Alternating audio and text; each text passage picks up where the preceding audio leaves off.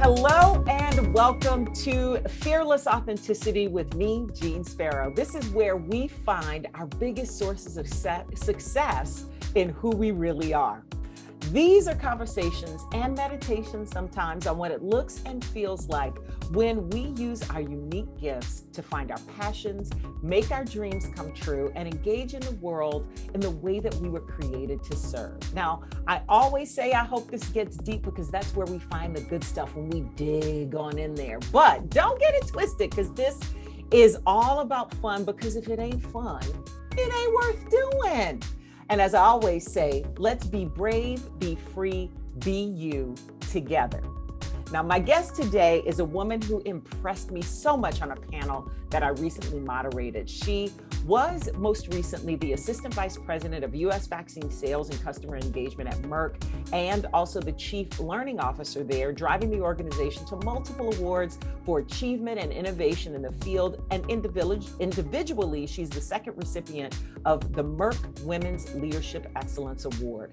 Her expertise has been called on as a keynote speaker, as a panelist in diversity, leadership, and learning, and she is going strong, still rising as a leader in her industry and beyond. She's got news for us. So I am honored to welcome Tivonnia TJ Harvey to the Fearless Authenticity Podcast. Hello, darling. How are you? Hello, Jeanne. Thank you so much for having me. I feel honored to be on this incredible podcast. Thank you so much. You've got news though, and I'm like sitting on the edge of my seat. You are just starting a new job. Tell us all about it.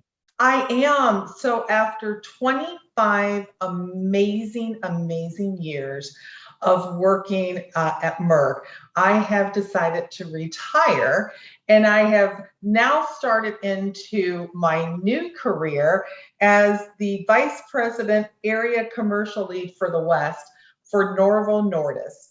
And I am super, super excited about this new opportunity. Okay, can I tell you how, congratulations, well-deserved. Thank you. My introduction went really well with that, because rising leader, now you at that VP level. Yeah. Other thing I love is talking to people at crossroads.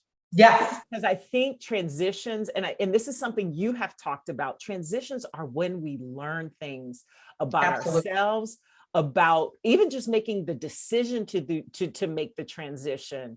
I think teaches us things about ourselves. Now, I want to step back a second and talk about how we met. We met at the C-Suite Summit earlier this year, a gathering of amazing women doing amazing things. I was so inspired by that. So shout out to Melissa Dawn Simpkins for connecting us.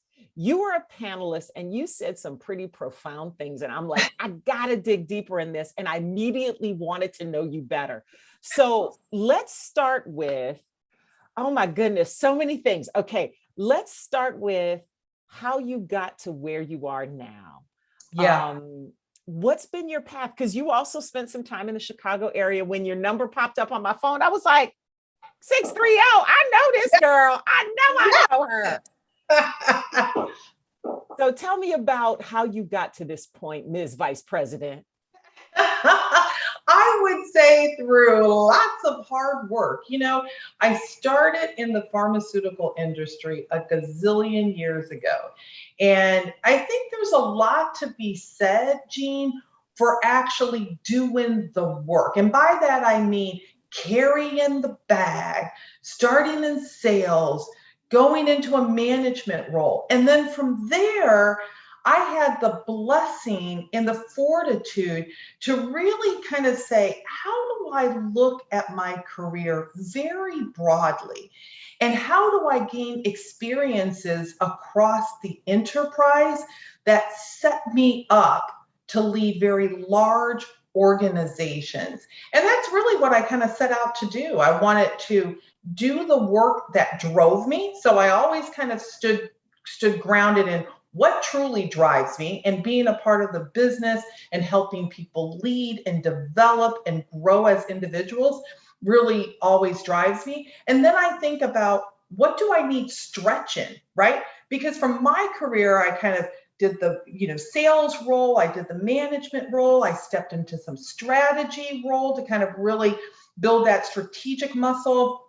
I went out to lead large sales teams, but then I took a little step that was a little bit different, right? I kind of stepped into the world of legal and compliance.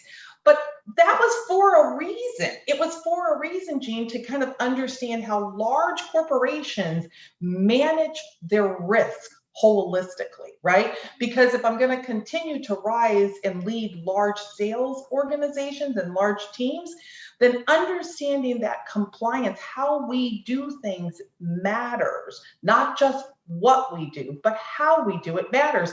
And that would give me that kind of basic and foundational understanding that I could continue to take that on into any other roles that I work with. There's a lot to unpack there, Tivonnia. TJ, I'm sorry, I want to call you like your mama does. I know. Because I'm also looking at the great sign right over your shoulder that has your family's names on it. And it touches my heart because of all these things we just said about crossroads and stuff. And I'm like, visually, I'm seeing it. And I'm like, oh my goodness. Jeanne, can I just tell you something about this sign? Okay. So my 19-year-old daughter takes issue with this sign. You talk about strong women. You know why she takes issue with the sign? Because her name's at the bottom? That's exactly right. She's like, my name needs to be at the top. You have a whole hierarchical flow chart. And she's like, yeah, wait a minute. This is a more flat organization, ma'am. I take exception at this because, it shifts and it moves. That's I love exactly it. Right. TJ, I love it. Well, you know what? Let's talk about, okay, so this is what stood out to me on a few different levels. Your strategy in not only your career, but about you. Because it sounds to me, and correct me if I'm reading too much into it, but it sounds to me like you've been able to zoom out and say, this is what the job is, this is what the career is, and this is where I need to move for that part. But those things sound like it gave you the perspective to also look at yourself personally to be able to do it. Am I right in that? And how did that work out? Absolutely, Jeanne, you are absolutely right. And I think there's a couple of things that go into play with that. First, I think understanding and knowing yourself and what's important to you and staying grounded on that is really, really important. So I think I would have to say that my husband, don't ever tell him I said this, but I would have to say that my husband has been amazing. So when you have a partner that is truly a partner of yours and that challenges you to think about things a bit differently, it is really a blessing, right? So for us, we were always very grounded on what's important to us as a family unit. And he was so incredibly supportive to say, hey, listen, while I have this great job and this wonderful role, I can see down the line and you might have even a longer runway. So go, and we're going to work it together. And so he's been extremely supportive, and we always have stayed very grounded on what's important for our families, right? So what's the best thing for our family unit, and how does that kind of play into our overall role from a career perspective? Because I always tell people, people always say, hey, listen, well, I want to have it all. But the reality is, Jeanne, you can have it all, but it may not be all at the same time, right? Yes. Woo! Woo! Girl, listen, you over here preaching, because I think, because I don't think it's an either or zero-sum game. It's not. A range of things. Like, just because you may not be working on your family and marriage and things like, or maybe you messed up a marriage because you were focused on something else, or a relationship or things like that, doesn't mean that somewhere else it doesn't happen, or that you don't make it a priority, or that just because you feel like things are, as one of my friends says, I feel like everything is slipping through my fingers. Hold on to what you can hold on to. That's right. The most important thing right now, and then find that balance. I wish somebody would have told me this when I was 25. Don't you? That's what I say all the time, because we, especially as women, we beat ourselves up, right? We think, oh, I should be able to do this, and I should be able to have the family, and I should be able to have the incredible job, and I should be able to have this and that and the other thing. But the reality is, it may not be all at the same time. There are points in time in your personal life and in your career that set you up for other times in your personal life, in your career. And it may not always be so visible to you in that moment, but there is a reason and a season for everything. Oh, TJ, I needed to have this conversation today. Thank you, sis, for that, because I think about like some of the significant relationships that I've had. You know, Sure. I'm not a mom, Yep. but I have a lot of deep relationships with my cousin's children. Like Yeah. I'm Jeanne, you know, Yes. and my friends' kids and just random children Yes. that I encounter. You And want a couple extra ones? You can borrow mine. girl, come on, send Cameron and Chelsea over here. I'll get them straightened out for you, and they'll never know how it happened. But I think about, like, you know, and especially as you get to midlife, right? Yes. You start Yes. to have you start to have these questions about what should I have been doing? You That's know, right. you wonder, and you make peace with whatever regrets you have that you haven't been Right. able to speak. But you bring up a really interesting idea about how I like, because I look back at some of those significant relationships that I've had that could have gone a different way Yes. and realize that I would have been horrible in that role, not knowing what I know now. Yes, I would have figured it out. Most of us figure things out as we go, but I think I would be a very different person and not the same sort of service to other people that I want to be the way I am right now. And that helped me to make peace with a lot of things that that frankly other people planted in my head that I missed out on, right? Yeah. Yeah. That is so true. That is so true. I think, as we kind of travel through this journey of life, I really kind of think we have like this big bag. And as we're kind of moving through it, we're taking little nuggets along the way, right? Like we're like Mary Poppins, putting stuff in that bag, right? And it serves us in many different times and in points throughout our journey. That is absolutely true. Absolutely. I love the idea of the Mary Poppins bag, because honey, she held that little bag and took that umbrella and was like, I got this. I wanted that bag so bad, Jeanne. I wanted that bag so bad. And then when Nanny McPhee came out, I was like, baby, you need to bring that over here. Well, okay, I got a question for you. Yes. I went creeping online with all the things, all the places we're connected and stuff, and dug a little deeper. I love your LinkedIn introduction because it's short, sweet, and to the point. And I think that it really keys in on some things that sound like they're super important to you. And especially after what we just talked about. You say that you're an innovative leader who's passionate about the advancement of public health through inclusion. And this is my favorite 4 words, because every person matters. Yes. Okay, so talk to me about innovation.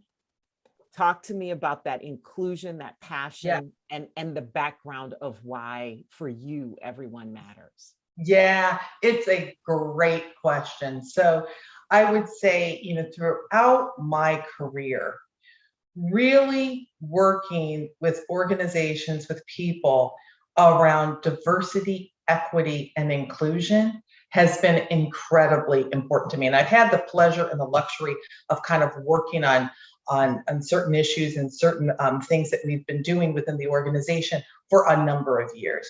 And I think it's so important for people to build awareness for a greater appreciation for how people think, what makes them, how you get the best out of an organization. And innovation comes right along with that, right? Because as you're getting diversity of thought, diversity of experiences, diversity of looking at the business differently, you are going to bring innovation new ideas, challenging the status quo, really kind of thinking about how you can do things, how you can be a disruptor, quite frankly, in your business. And that's why those things matter so greatly for me, because it is all about how do we continue to evolve as a business unit and as people working within a particular industry. I love how you just connected all those things together, because I think a lot of times we think about doing things because they're right. Yeah. Even though they are right, but they're also smart. And I take it down to, and I love how you look at it from this, this sort of global corporate perspective, Yeah. and how that individuality ends up filtering into something that is a smart business decision, because I think that's the thing that really motivates folks. But it really gets to the core of this thing I call fearless authenticity. We talked about that. Thank you. We talked about that when we were on the same panel at the She Suite Summit. But I think that's what we're getting at, is this connection between who we are as individuals and truly being that, and how that is, if we don't do that, we're at business risk. We're at opportunity risk. And so when I want to ask you two questions, the first of which is, when I say the words fearless authenticity, what are the first things that come to mind for you? Bold, powerful, and grounded. Those are the words that come to me. And the reason why I so loved this fearless authenticity coming from your fierce self is because it goes back to what I said early on, Jeanne. For me, it is about being grounded. I know exactly who TJ Harvey is, and I know what TJ Harvey stands for. And like I tell everyone, I don't know how to be anyone else other than TJ Harvey. So what you see is what you are going to get. It takes too much work, energy, and effort to try to put on to be something different than who I am. But don't you wish, Jeanne, that you kind of got that back when you were 21? Like, I wish I would have gotten that back when I was 21, right? Because it takes so much energy. And I'm not good at it. I can't play poker. I don't gamble. I would be losing all my money. So I can only be me. And there's something very liberating when you really accept and really take on being an authentic leader, because it does allow you to be fearless, right? And fierce about it. I am, unapologetic about who I am and what I stand for and what I believe in, right? And I don't do it in a manner in which I'm going to hit you over the head with it unless I have to. But I'm going to do it in a way that's very true to who I am. Because every morning and every night, I got to be able to look at that person in the mirror and know that I stood for what I needed to stand for that day. Does that make sense? So those are the words that come to mind. That makes so much sense. I want to scream and run around the room.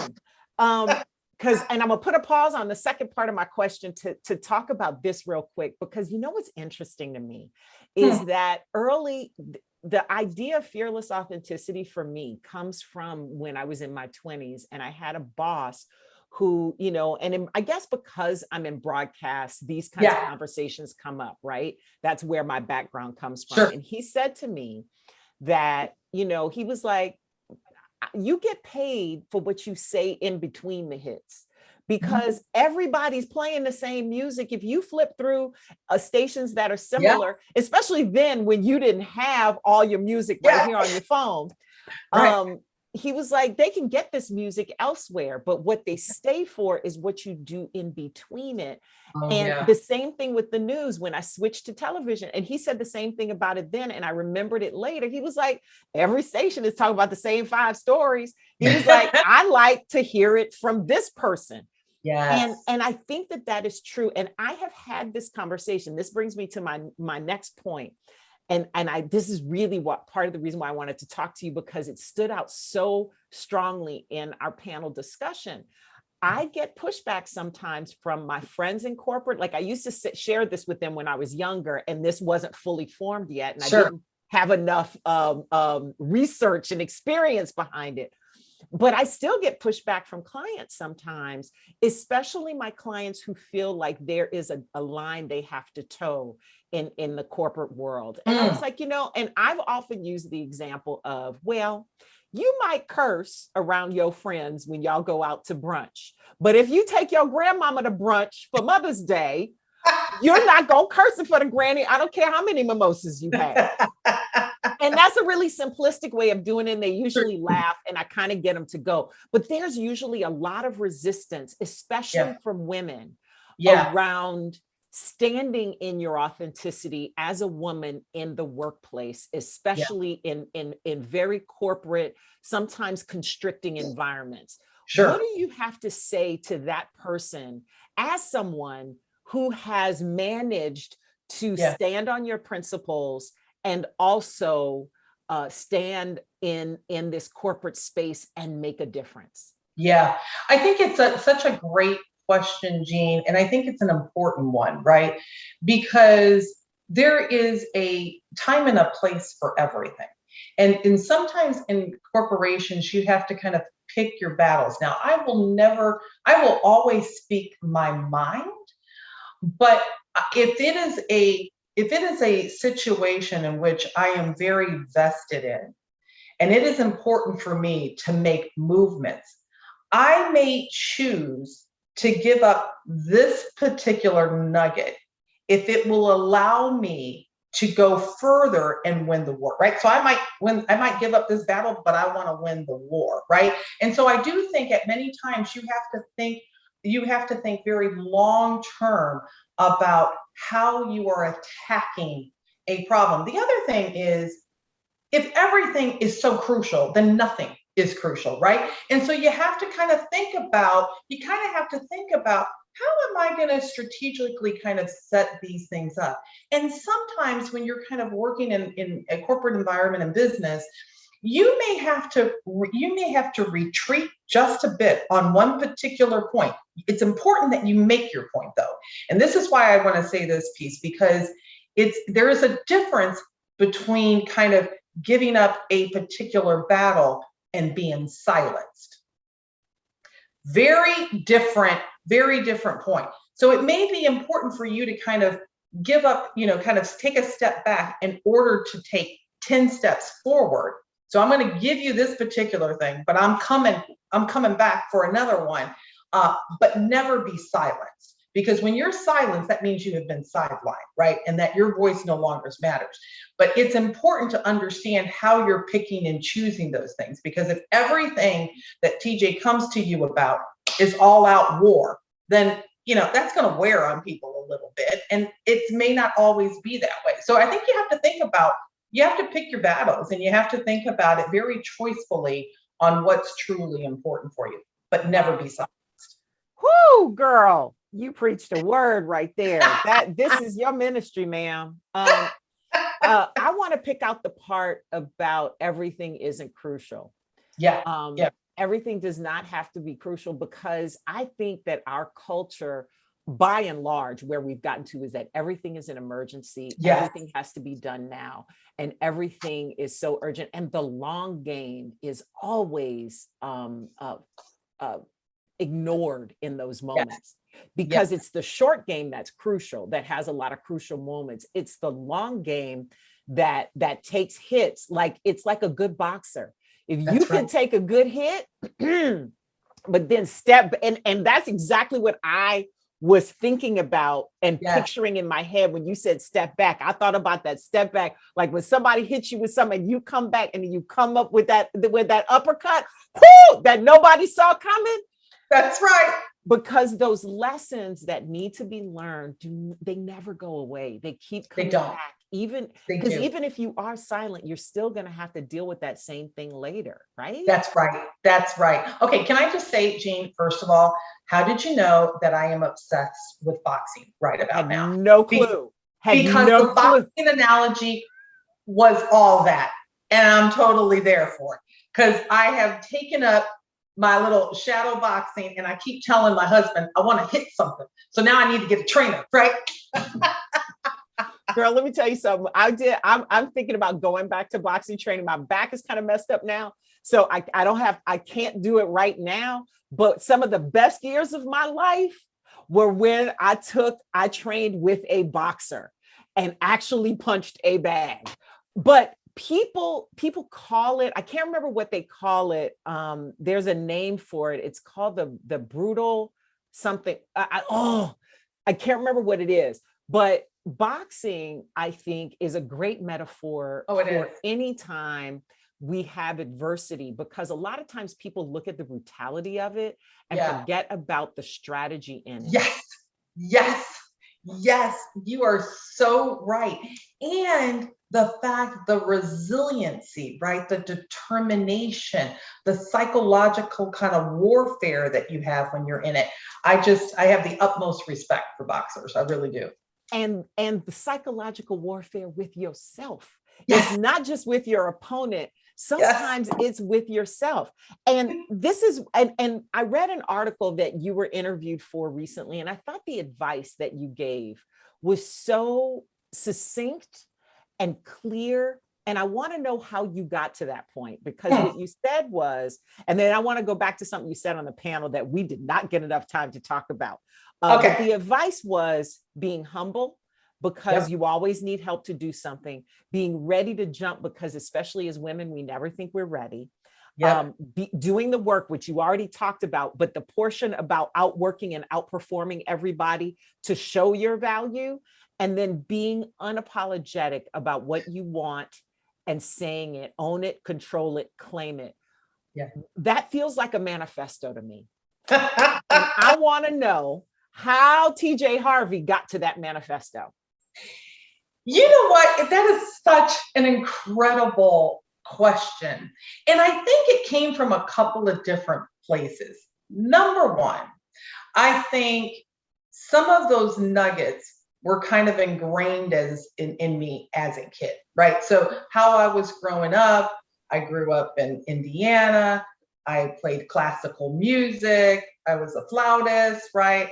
But in the time in Indiana, you didn't have a whole lot of first chair classical flautists that looked like me, right? And so you had to work harder, and you had to be twice as good in order to get that first chair. And so I think some of that was just kind of ingrained in me. But I think from a work perspective, I think part of what got me to that place, especially the last piece of really about owning it and being unapologetic for claiming what you want, was, you always have these times in your career where you come to a crossroads, Jeanne, and you got to make a decision. And you got to make a decision quickly for your future. And I had one of those cross moments about 7-8 years ago. And it became extremely clear to me that no one could speak about TJ Harvey as well as TJ Harvey could speak for herself. Yes. And so owning the narrative, owning what I wanted, and being unapologetic about it to the most senior levels of any organization became my mantra, right? And then just pushing to be able to claim that and get that became my mission. And it was very freeing at the same time, I have to say, right? Because you get to this place and you're just owning it, and you know your worth, and you know what you can do, and you're confident in that. And I think when you're very confident in yourself, right, it really shows, it really comes through. And so I would say that's probably how all of that kind of came to be.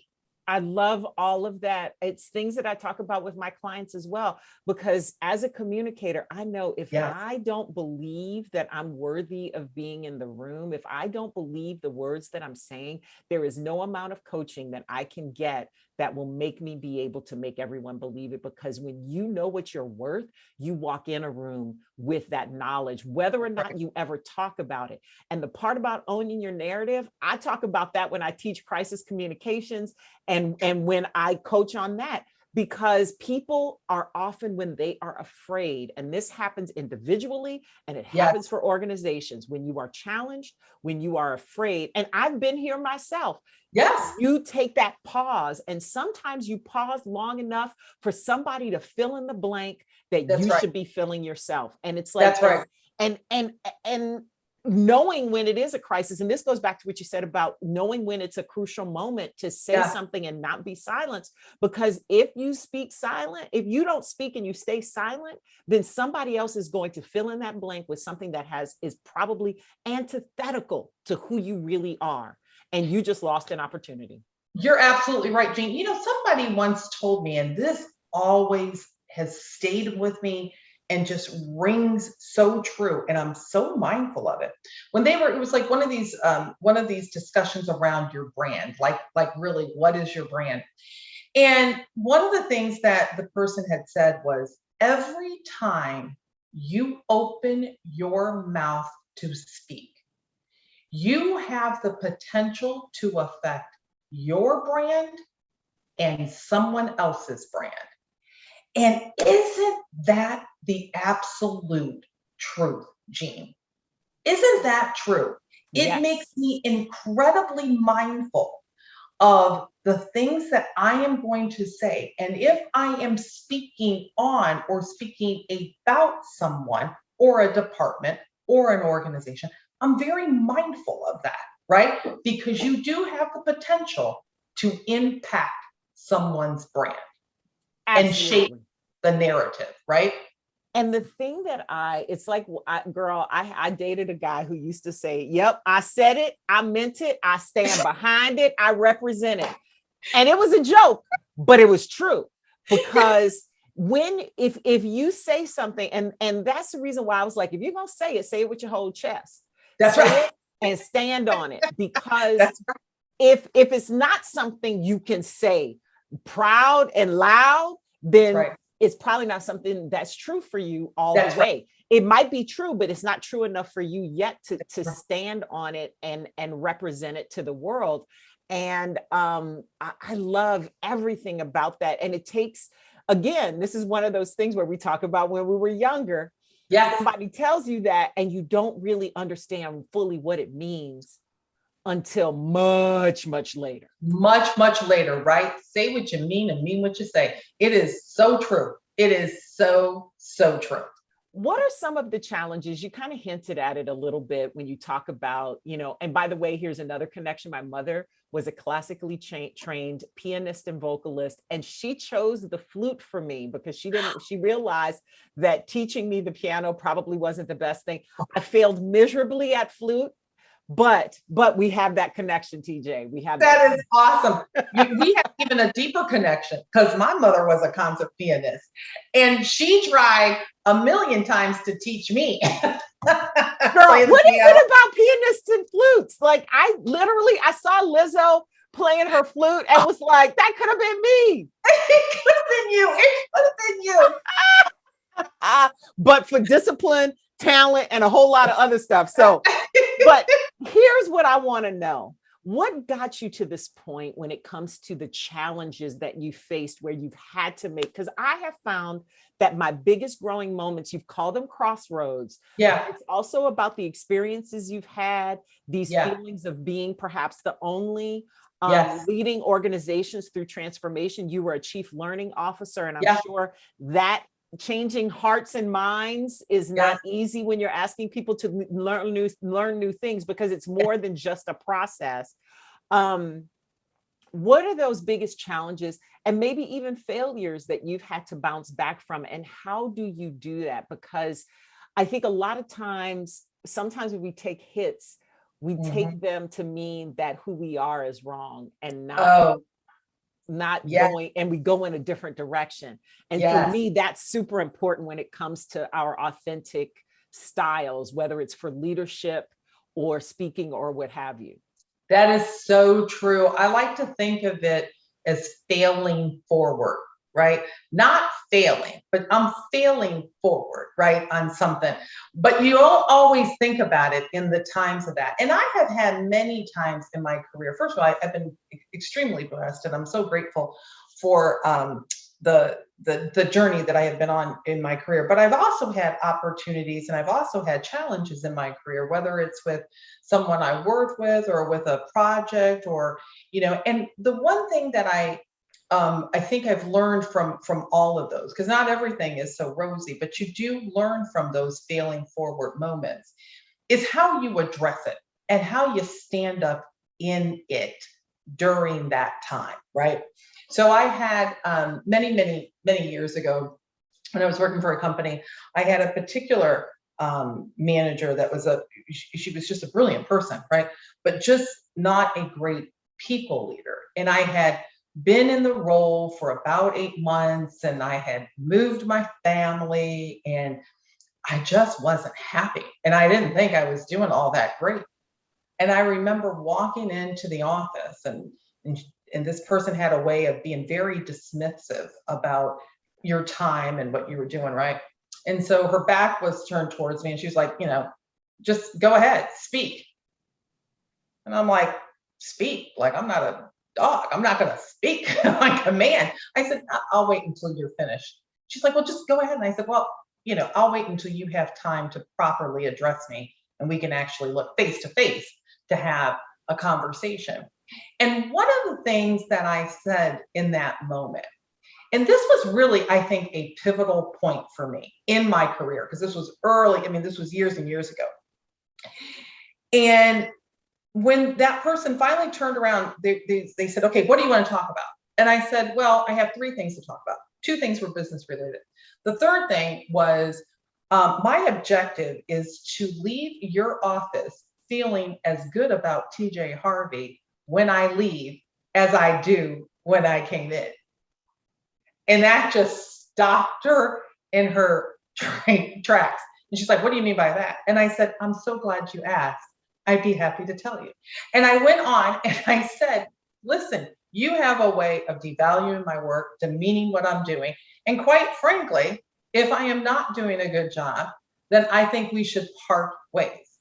And the thing about having that conversation, Jeanne, was she had no idea how she was coming across. Most people don't. They don't. And how it was leading me. And what I said to her is, she was kind of like, well, I don't know. I don't understand why you think that way. And blah, blah, blah, blah, blah. And I said, but you know what? Here's the reality of it. I own this because I gave you way too much power in how it made me feel. And today is my day to take that back. I no longer am giving you that power over how I feel about myself, because I've come to a realization that I do actually know what I'm doing, and I am kind of smart, and I really should be valued. If you don't see that, then it's just not a good fit.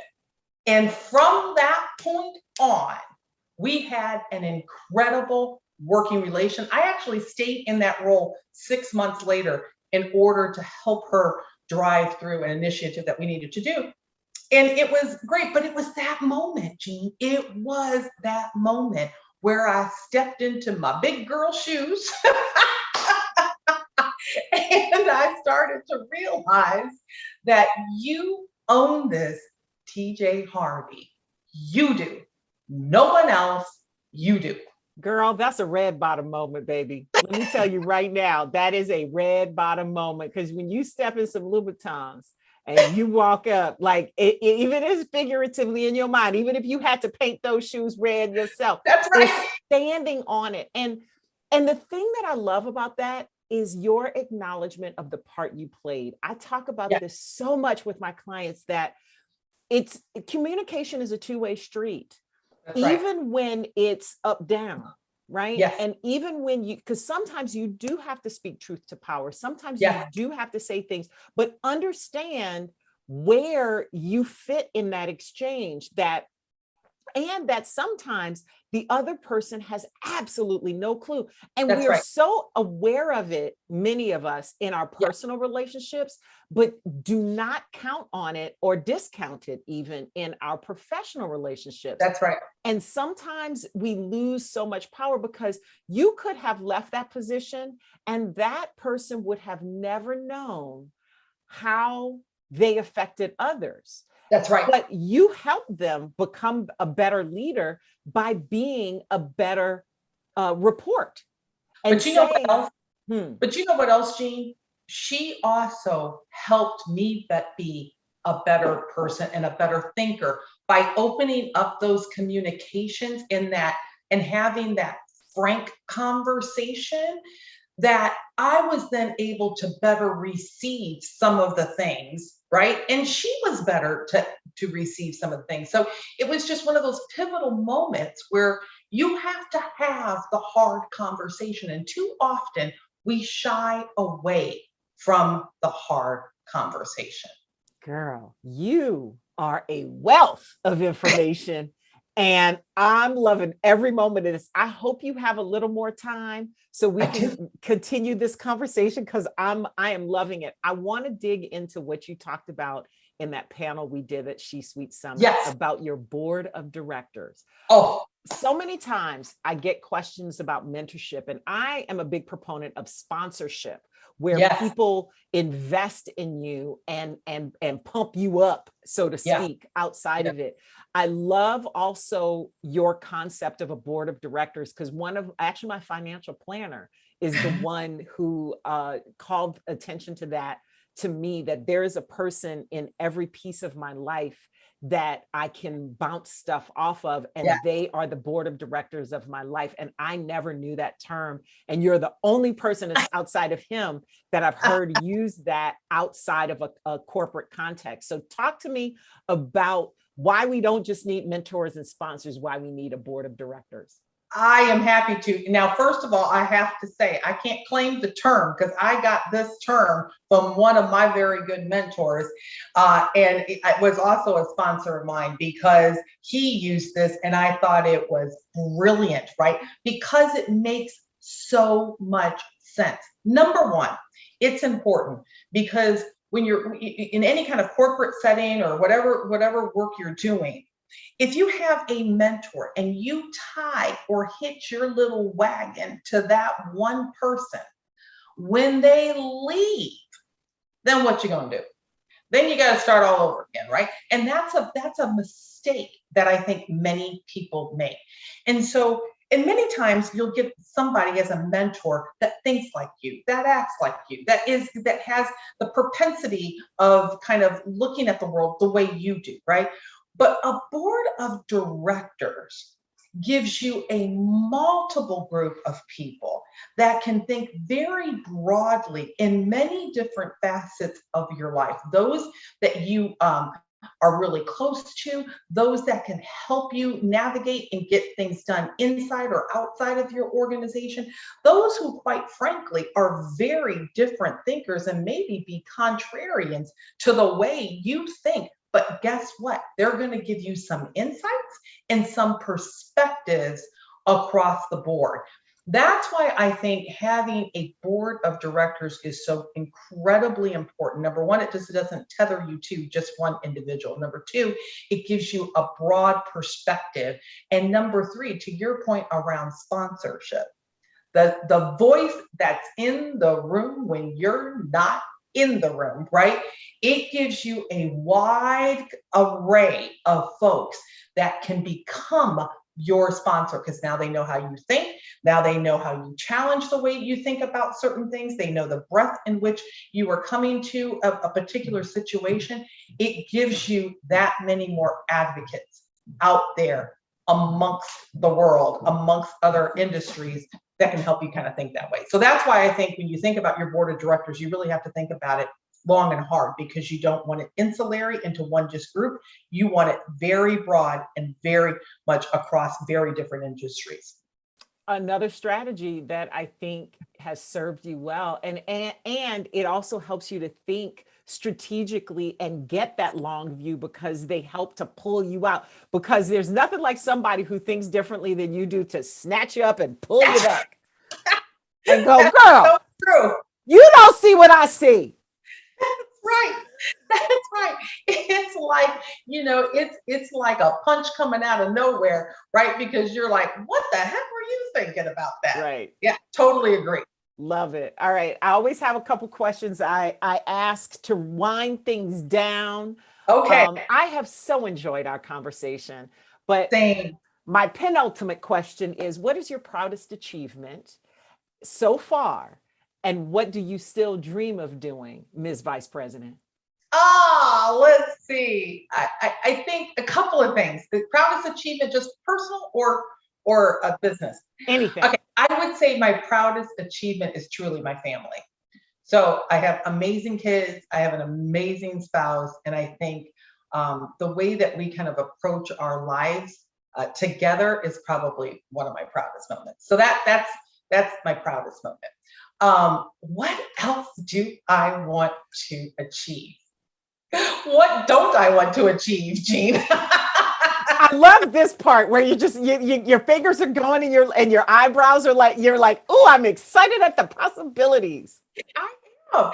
I truly am. I am excited about this new opportunity that I have and really learning the business and seeing where that takes me. I have recently joined the board for Big Brothers Big Sisters, and it's such an incredible organization. They do such amazing work, and so I'm really looking forward to continuing to be extremely involved in that.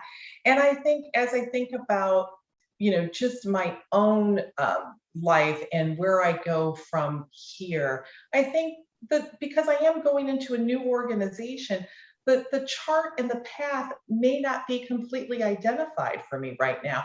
And that's actually, quite frankly, what I love, because I think it gives me infinite possibilities. It's almost like a new playground to go play in, right? And to learn and to see where else I might want to continue to strive and grow. Oh, TJ, I love your openness. I think so many times people, when they hear you are corporate, they expect certain things, and we forget the humanity that is behind all of the efforts that every human being has, no matter how quote unquote corporate they are or political they are. A lot of times we let people's roles let us think about them differently. And I love how you are living and working authentically in a way that shows people the range of possibilities that can happen anywhere you are. I'll tell you what, I think, some of the most frank conversations and the things that stay with me are the things that, and I'm sure you're the same, Jeanne, are the things and the lessons that you learned from your grandma, from your grandpa, from your parents. And that is always, don't ever forget where you came from. And I never forget where I came from, Jeanne. Oh, final question, TJ. When do you feel you are at your best, truest, most authentic expression of TJ Harvey? You in these questions, Jeanne. When I'm working, I really do. It's when I'm working. I love what I do. I love work. I love trying to get the best out of people, the best out of business, the best out of possibilities, and making a difference in patients' lives. And so I really do feel like that is when I am at my best. I love it. I love it so much it hurts. TJ, this has been a joy. Thank you for all of the time you spent with me today. Oh, it's been a pleasure. You have energized me, my dear, and I'm forever grateful. Back at you, sister. It has been amazing. Thank you so much for having me. I feel so honored. Listen, when I come to Chicago, I'm gonna look you up. We're gonna find a boxing class. Sis, let's do it. Let's do it. And where are you based? I'm so sorry, I didn't even ask you that. I'm outside of Philadelphia. Outside of Philadelphia now. Okay, awesome. Well, listen, enjoy yourself. Enjoy your life. I don't think there's anything else you could be doing that's better than what you're doing right now. Thank you, Jeanne. Wow, so many good things from TJ to take away with us.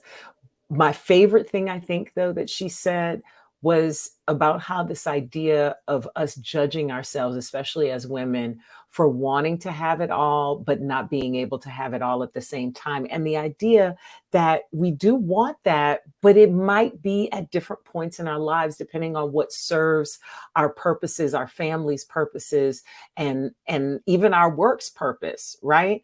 And that we shouldn't judge ourselves if we don't have it all at the same time. I love it.